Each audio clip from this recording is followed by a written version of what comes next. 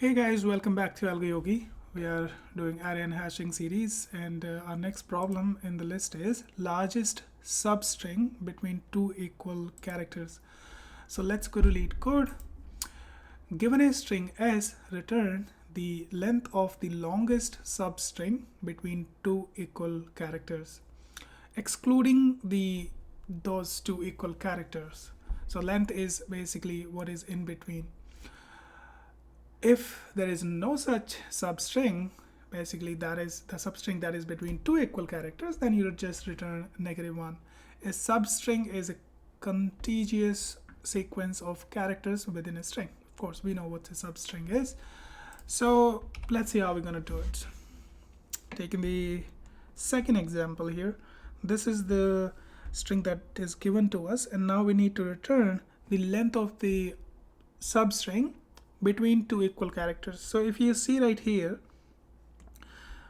do you see any equal characters here? So that's very easy to check, right? That's very easy to check. You can directly see that A is equals to A. These two characters are equal, right? What is the length of the substring that is between those? This right here. The length is 2, right? The length is 2. So that is our answer.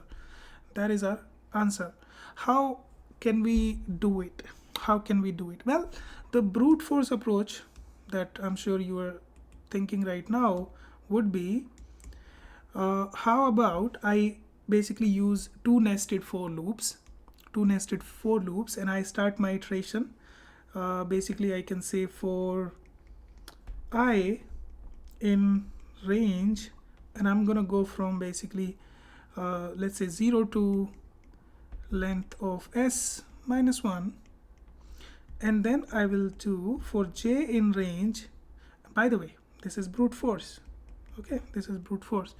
In range, I will start at I plus 1 and then go up to length s. Okay, and I will see if the character at I is equals to character at j, then let's say if I'm finding two characters which are not is not the same character and they are equal, then I will calculate the length. So I will just say sub str length, this is the current one, would be basically j minus I. So let's say if this is j, which is 0 1 2 3, so 3 minus 0 minus 1, because we need to reduce the length of this is excluding, by the way, we do not consider the length of those equal characters, so minus 1. All right, and then we just return. So this right here, we can update our global global, let's say, largest sub len.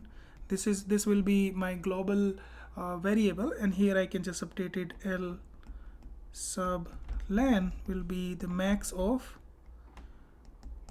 either of those. Okay, I'm sure you know what I'm talking about. Either of those two, either this new substring length that I just found or this one. So between those two, we'll keep updating it.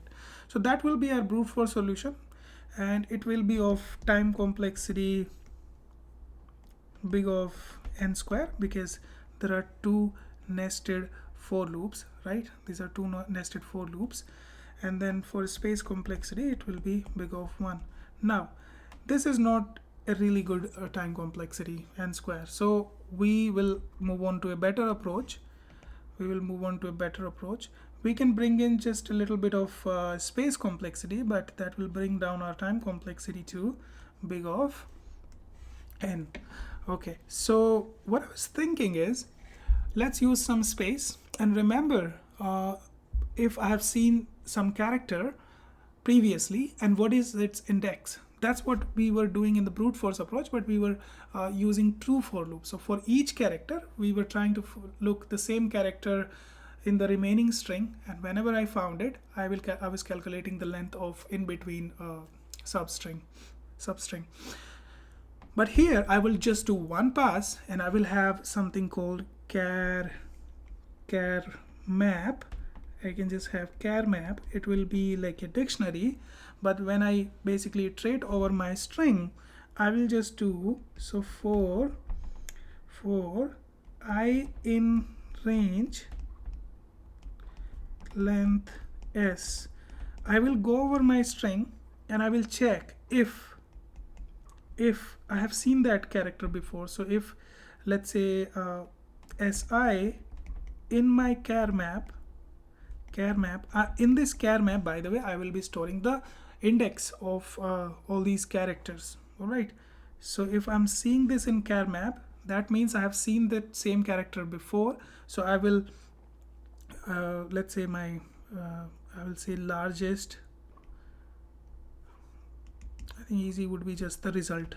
Okay, result would be, initially I will just say it's -1, but then if I'm finding the same character in my char map, I will try to get its index that I've seen previously, which will be, I can just say this I, so res would be maximum of either previous result that I might have calculated, or from my char map, I minus char map value at I, it's not I, the si -1. Okay, -1. Now you can see properly. That will be it, and then I will return my result. See, why are we doing this? And remember, like before you come out of this for loop, in our char map, if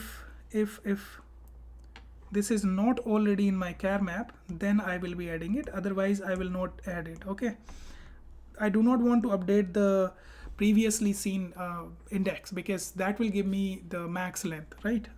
So if I'll just say right here, if this si not in my char map, then I will add it to my char map. So si for this character, I will add I as the index. Okay, I'm storing the index inside it. So this will be it. Guys, and we can do a little dry run. We'll do a little dry run here. So I'm going through all these characters. I come across a.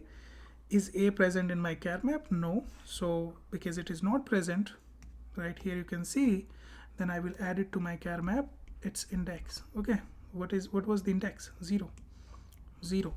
Then I'll do the same thing for b. B is also not present. I will add 1. Then I will see c.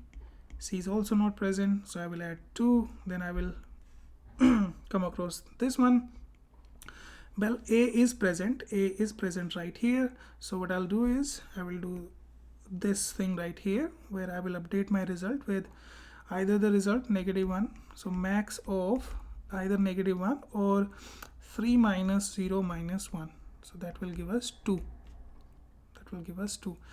So this is a better approach, right? We introduced a little space complexity, and we brought down the time complexity to big O of n, because now we are just doing one pass. Okay, we're just doing one pass, and there's no nested for loops. So that will be of big O of n. And for space complexity, let's say all the characters were unique, you will be storing all their length. But if it is just there could be just a lot of unique characters. Worst case, it would be big O of n, but best case, it could be just like a small case letters, characters, etc, etc. All right. Yeah, they have given us, so if I zoom here, they have given us s contains only lowercase English letters. So then that means by far max this can go up to big O of 26. Okay, so which is big O of 1 constant. So space will be constant, we can say that for this particular problem. But like, let's say if there were infinite number of or n number of unique characters, then that would be the space complexity. So let's write our solution. It's pretty easy, right? We've already written the pseudocode. Brute force, you can write yourself, try it. It's always good to do that. So I'll just say result in the beginning is -1, then for I in range, but before I go into this range len s, I would actually want to have my character map. So if si, this character that I'm seeing in my char map, that means I will update my result. A result would be max of either result itself, or this I would be bigger, right? So minus char map, I'm trying to find the previously stored index of si minus 1. Okay, minus 1, because we do not include these two characters. If we did include these two characters len, then I will be doing +1, but here I'm doing -1 or +2 actually. So that will give me my result. And one more thing is either I see a character, or I don't see a character, right? So that could be else case. If I'm seeing it, then I don't want to update it. I just want to calculate my answer. But maybe I might see the same character again in the very end of the string, then I will get even a better answer, right? I'll get a better answer. So to my char map, if I'm not seeing that, I will update it with si with the